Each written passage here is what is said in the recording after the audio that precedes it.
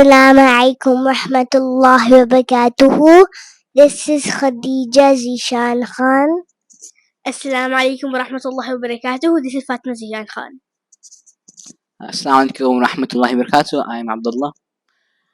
Inshallah, today we are going to start a Seerah series, and this would be episode 1.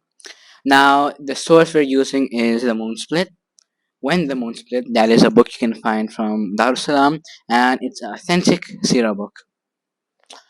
Now, in our first episode, inshallah, we will discuss about the Prophet Muhammad's lineage, and suppose as his early life as well, and maybe his family background as well, inshallah. So the Prophet Muhammad ﷺ, he belonged to the tribe of the Quraysh, and his lineage goes by Prophet Muhammad sallallahu alayhi wasallam bin Abdullah bin Abdul Muttalib bin Hashim bin Abdul Munaf bin Qusay bin Qilab bin Murrah bin Ka'ab bin Louis bin Ghalib bin Fihr bin Malik bin Nadir bin Kinana bin Khuzaimah bin Mudrika bin Ilyas bin Mudr bin Nizar bin Ma'ad bin Adnan.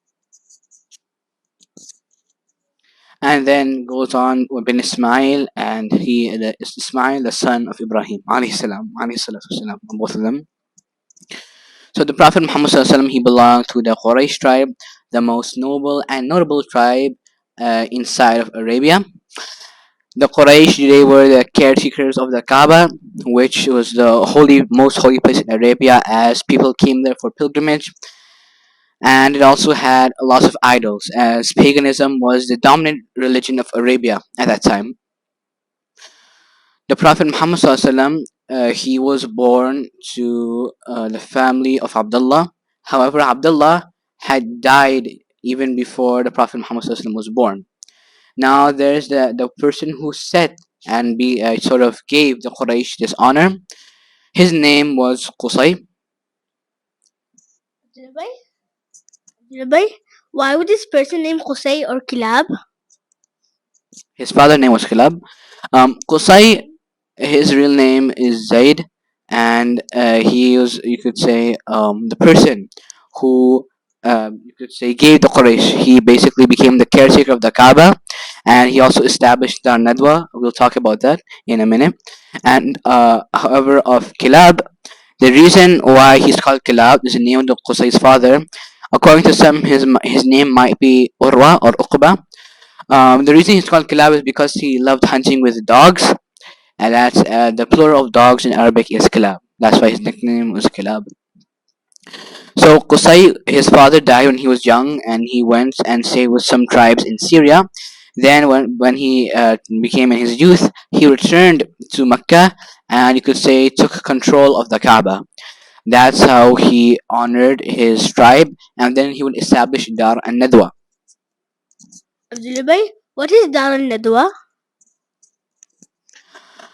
Dar al-Nadwa is sort of a place, sort of a meeting place that the Quraysh used in front of the Kaaba, and in front of the Kaaba. So it was used as a meeting places for the Quraysh, and sometimes wedding ceremonies were also held at its outline. Yeah, like and its border, not generally the thing itself. And wedding ceremonies were also held on its outline. Now Qusay, he had a son. His name was Hashim. Hashim is also a nickname. It basically means the one. Why was he called Hashim? Abdullah, why was he called Hashim?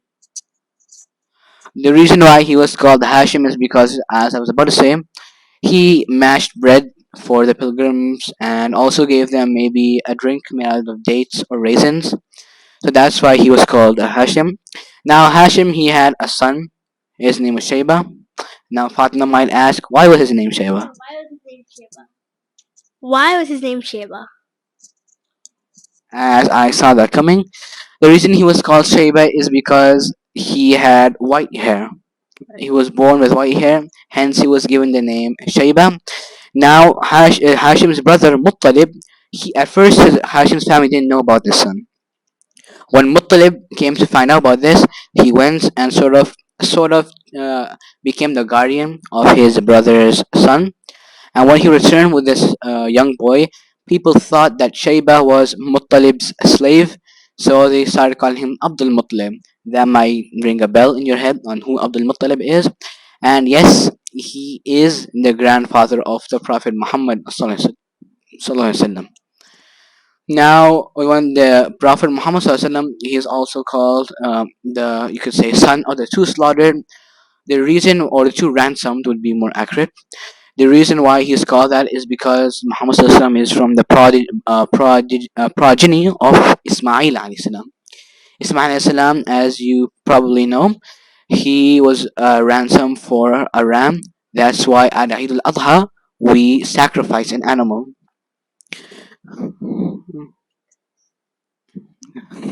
Yes, that's an unwanted interruption. Anyways, going on. The second reason why the second reason why, actually the second, okay, if I were, I think I have to word this properly. The Prophet Muhammad is called the son of the two ransom. I mentioned one person, on the second person, who was actually the direct father of the Prophet Muhammad sallallahu alaihi wasallam, Abdullah. Basically, Abdul Muttalib, he made a vow that if he had 10 sons, he would sacrifice one of them, and Allah subhanahu wa ta'ala granted him 10 sons, so he pulled lots. Every time he pulled a lot, Abdullah was picked. The people didn't want this, Abdul Muttalib didn't want this, so he decided to sacrifice 100 camels in turn of Abdullah as a ransom. Hence, the Prophet Muhammad sallallahu alaihi wasallam is called the son of the two ransomed. Who rediscovered the Zamzam well? Abdul Muttalib. Abdul Muttalib, or Shayba, he rediscovered the Zamzam well in his dreams. So he found a place in his dreams. He went, he dug it up. Yes, there was Zamzam in there, because it was covered up by the tribe of Jurham when they were exiled from Mecca. The year the Prophet Muhammad sallallahu alaihi wasallam was born is called al-Fil. Now the reason. Why is it called?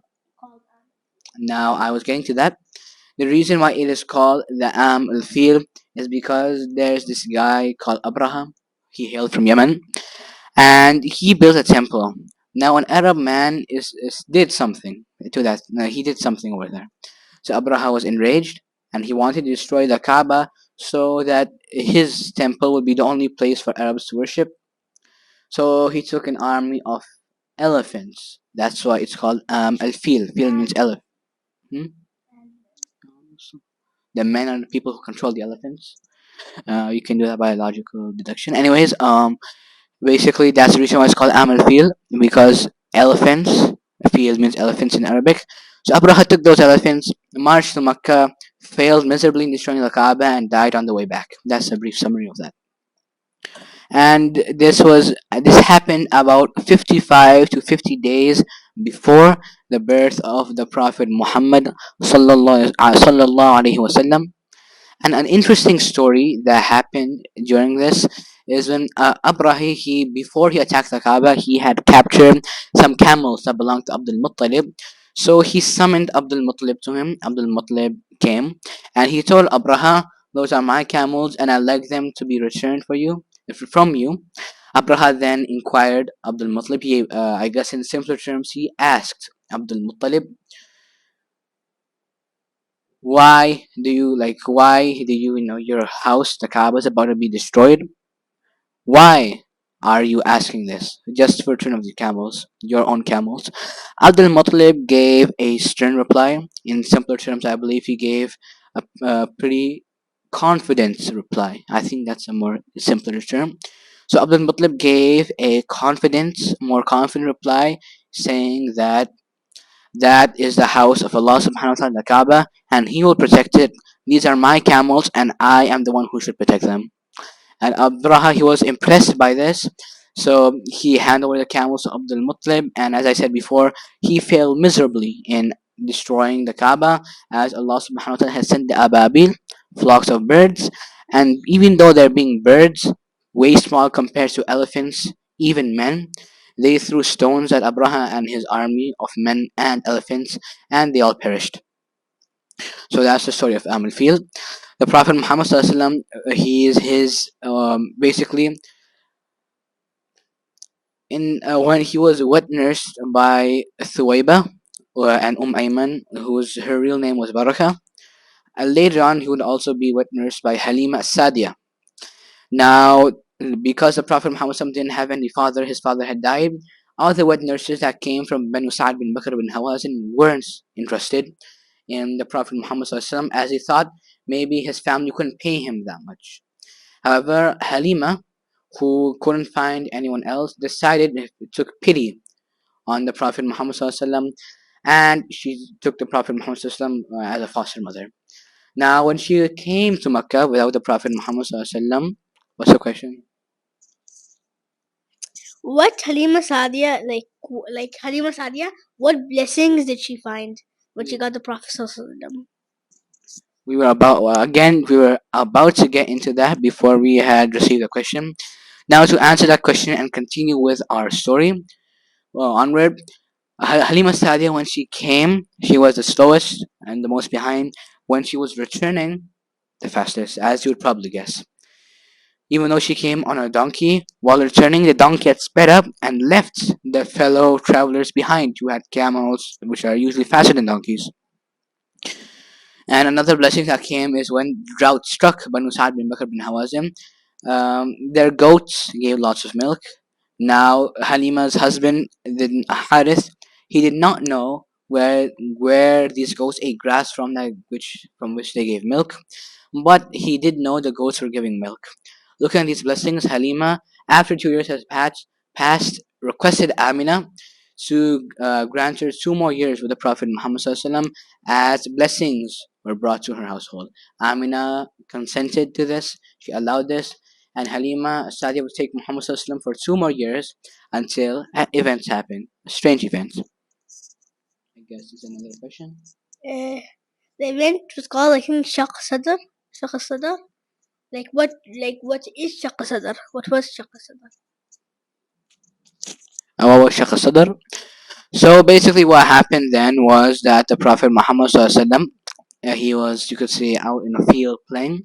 While Jibreel alayhi salam came to him, he sort of cut open his chest, took out his heart, removed impurities from it, washed the rest in a golden tray filled with Zamzam water, and put the heart back in and sewn it back in place. So it sewn the chest area. Now the other children saw that. They thought he was dead. He saw Sallam was dead. They told Halima this, and she was very scared about this, that he might die. So she returned the Prophet Muhammad SAW to his parents.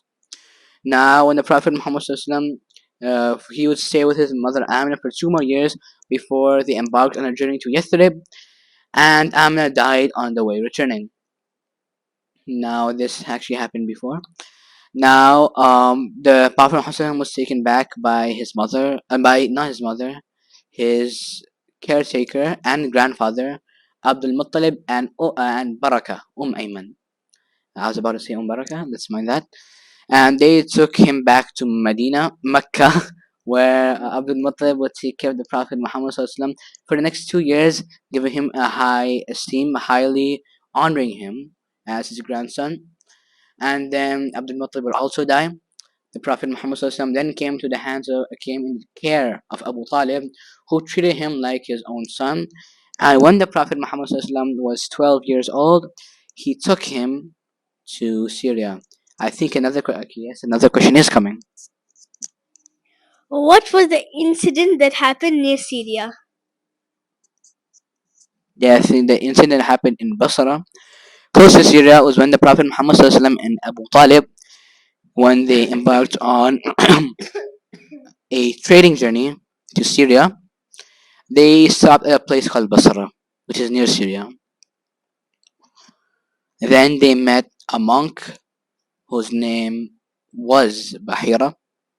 And Bahira warned Abu Talib that Muhammad SAW, is a prophet of the world, and that you should probably not bring him to Syria, as the people of that area might try to harm him, and so the Abu Talib, for the safety of the Prophet Muhammad sallallahu alaihi wasallam, sends him back to Mecca. Assalamu alaikum wa rahmatullahi wa barakatuh. This is done for episode. This is only for episode 1. Fine. Assalamu alaikum wa rahmatullahi wa barakatuh. Assalamu alaikum wa rahmatullahi wa barakatuh.